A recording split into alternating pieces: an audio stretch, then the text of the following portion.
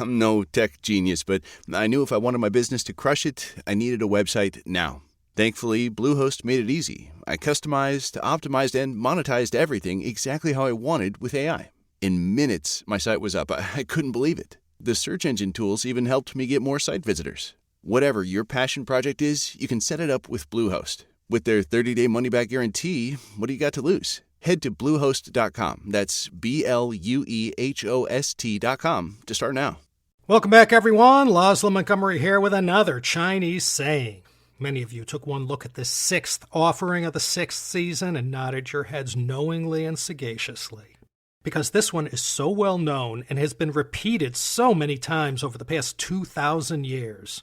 Zhǐshàng Tánbīng, another well-worn staple that has applications for all kinds of daily life situations.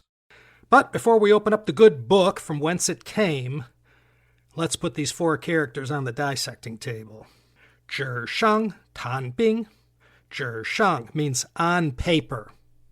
To tan means to talk or discuss, and bing means weapons, a soldier, an army, or just military affairs in general. And in the game of chess, your pawn is called a bing. Zhǐshàng Tánbīng. This one you don't have to be Albert Einstein or Stephen Hawking to figure out its meaning. On paper, discuss military. Right away we know where this one is heading, but it's not enough just to figure out what this means. This one has a heck of a story attached to it, and without any further wasting of time, let's get down on it. This one comes from that greatest of all founts of useful and interesting chengyus, the record of the grand historian, the Shi. And for today's story, we welcome back to the CSP the great warring states general from Zhao State, Lian Po, featured before in a couple past CSP episodes. Who can forget his incredible display of contrition from the Season 3, Episode 2, Fu Jing Qing Zui. From the chapter of the Grand Historian's Shi entitled Lian Po Linxiang Ru Lie Zhuan, the Chronicles of Lian Po and Linxiang Ru, we get this masterpiece. When this slice of history occurred, there were 7 remaining states, all warring against each other. And one of these 7 warring states was the state of Zhao, created during the 5th century BC during the historic partition of Jin. Zhao today could be overlaid on top of Shanxi, Hebei, and Inner Mongolia, the ancient Chinese heartland. The Warring States period in China, roughly 475 to 221 BC, witnessed the final centuries of the Zhou dynasty. In the kingdom or state of Zhao, there was a general named Zhao She who, along with Lian Po, were known for their many heroic deeds on the battlefield. Zhao She, he had a son named Zhao Kuo. Like Homer Lee, featured in China History Podcast episode 298, Zhao Kuo was enamored with the idea of battle and spent all his days reading and studying about military strategies. He liked nothing more than to discuss war with his father's visitors. In these talks, he displayed such thorough knowledge of military history that all the visitors, military men themselves, were greatly impressed and often sang his praises to his father. And because Zhao Kuo received so much praise, and so often too, he began to believe all the shoe shining, and this made him overconfident and led Zhao Kuo to often act too big for his britches. And his father, General Zhao She, he kind of looked at his boy with a degree of disdain. A man like Zhao She was a grizzled veteran of too much slaughter on the battlefield. He knew what it was like to fight a battle, and he would tell his son, Zhao Kuo, not to speak so pugnaciously and to exercise more caution and to think more practically. He would tell his son that engaging an enemy on the battlefield wasn't as simple as what he yammered on about in front of people. When Zhao She's wife asked him why he wasn't proud of his son, Zhao She replied, "War is a serious matter that affects the fortunes of an entire country. One must treat war with gravity and careful consideration. But our son, he treats it like a game. Nothing good will come of it." In 262 BC, trouble struck the state of Zhao. The Qin army, led by the famously ruthless general Bai Qi, invaded the Zhao kingdom's neighbor, Han. They surrounded a prefecture in Han Kingdom called Shangdang and were able to cut it off from the Han capital. The Han generals based in Shangdang found themselves surrounded by the Qin army and immediately sent emissaries to the kingdom of Zhao to plead for help. Though he'd live to regret it, the king of Zhao stepped up for his ally in Han and ordered 200,000 troops under the great general Lian Po to engage the Qin army. Lian Po's troops encamped at nearby Changping, and a Qin army division led by Wang He hurried to engage him in battle. Lian Po, with his decades of battle experience, had concluded that the best way to defeat the Qin army was to hold Changping. Changping today is a 2.5-hour drive north from Luoyang. It was easy to defend and difficult to attack. And Lian Po believed that the Qin army, by battering itself continually against the Zhao defenses hunkered down in Changping, would eventually wear itself out and become weakened to the extent that they'd either give up or be left open for attack. This strategy caused the Qin army considerable difficulty. They were far from their Shanxi home and their supply lines were growing too thin. It became more and more impossible to supply the Qin troops besieging Changping. Meanwhile, Lian Po stubbornly held on to the town with a vice-like grip, easily fending off Qin attacks. After 3 years, from 262 to 260 BC, the Qin military besieged Changping at considerable expense to themselves. But in all this time, they had achieved little. The Qin troops found themselves at the end of their tether and reluctantly reported their dire situation to King Zhaoxiang of Qin. King Zhaoxiang asked for some advice from his #1 strategist, Fan Ju, and Fan Ju advised, the main thing is to get rid of General Lian Po. He's too cunning and experienced for us to really stand a chance. If our generals can eliminate him, the rest will be easy. So spies from the Qin kingdom were sent to infiltrate Zhao. And after insinuating themselves into Zhao society, they began to bribe any officials and ministers they met.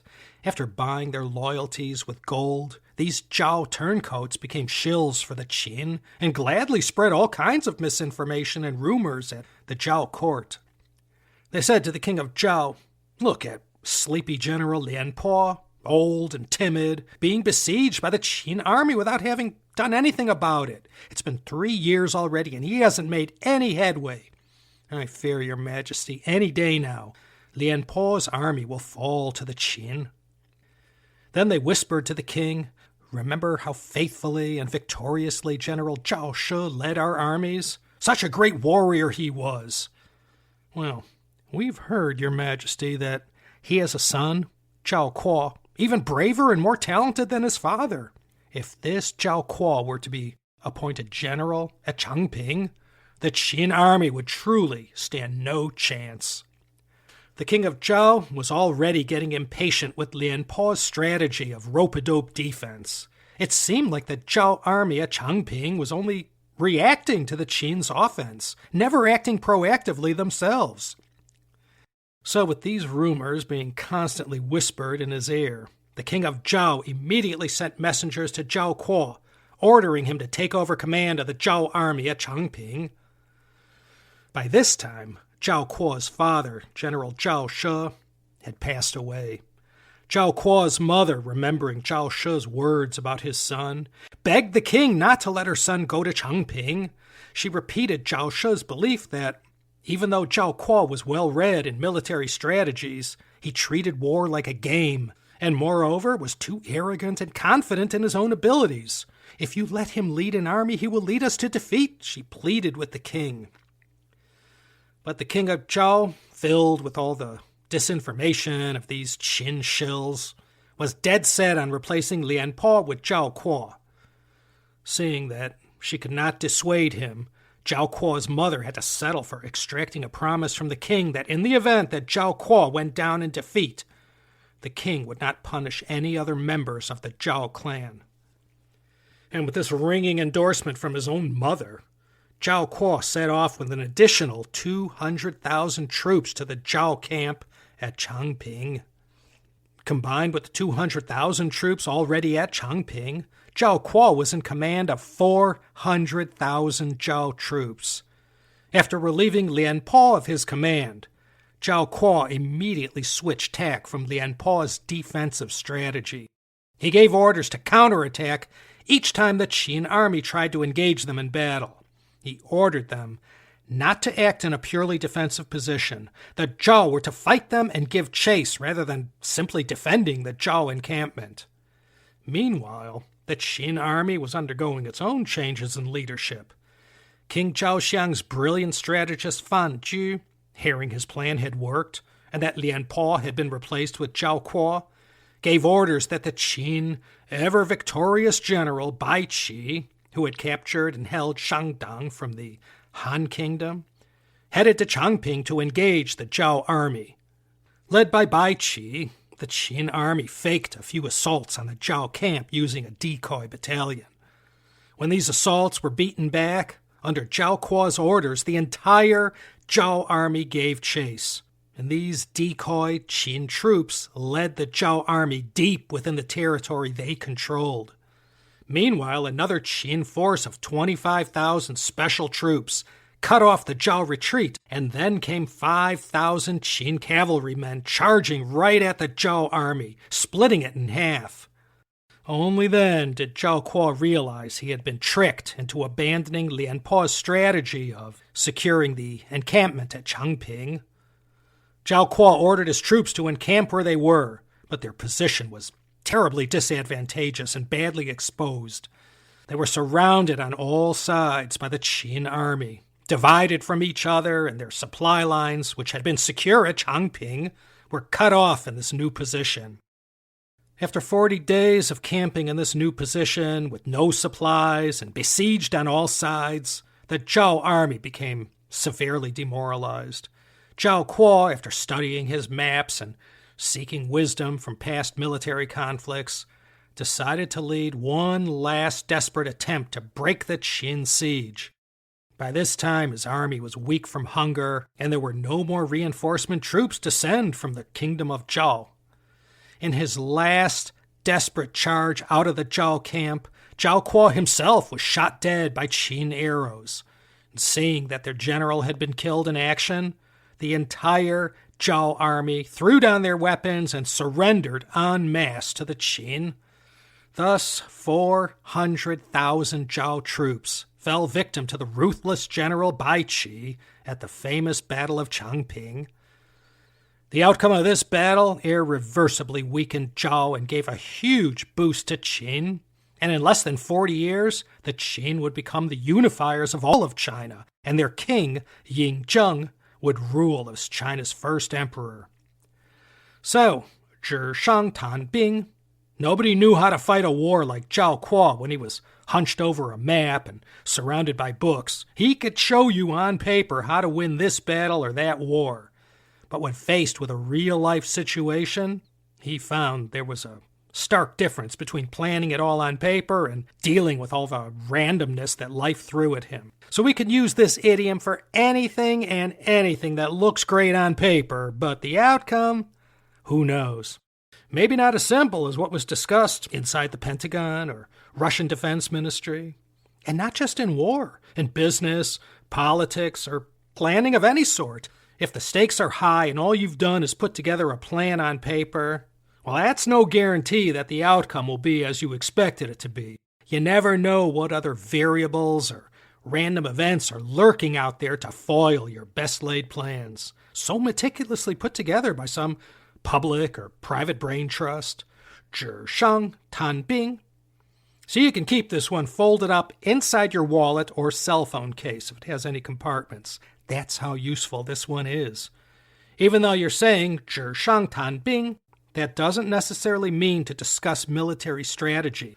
Back when I was in the made-in-China consumer products business, my boss and I would always discuss our bingfa for when we were sitting in front of that Costco buyer trying to get that sale. So, 纸上谈兵 Works fine in any situation where you have to plan, scheme, or strategize. Okay, that's it for this time. Go listen to the multi-part series from the China History Podcast that looks at the rise and fall of the Qin for more about this fabled and magnificent time in ancient Chinese history. That series was recently given a makeover, so if you've already heard it, hey, go give it another listen. Okay, time is money. Sorry to keep you for so long, but the Battle of Changping and all, hey, I'm sure you found it all worthwhile. This is Laszlo Montgomery signing off from drought-stricken LA, goading you, as I always do, to come back next time for another didactic episode of the Chinese Sayings Podcast.